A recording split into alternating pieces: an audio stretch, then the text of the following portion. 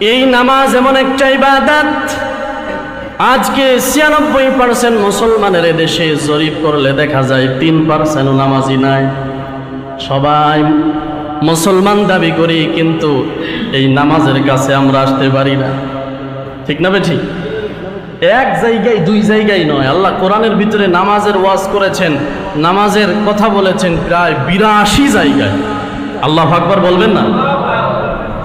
আল্লাহ পাক বলছেন ওয়াকিমুস সালাতা ওয়া আতুজ যাকাতা ওয়ারকাউ মা'আর রাকিঈন। আল্লাহু আকবার। আল্লাহ বলছেন বান্দারা তোমরা নামাজ কায়েম করো, যাকাত প্রদান করো, ওয়ারকাউ মা'আর রাকিঈন। নামাজ কায়েমের সাথে সাথে আল্লাহ আয়াতের শেষে আবার বললেন যারা রুকু করে ওদের সাথে তোমরা রুকু দাও।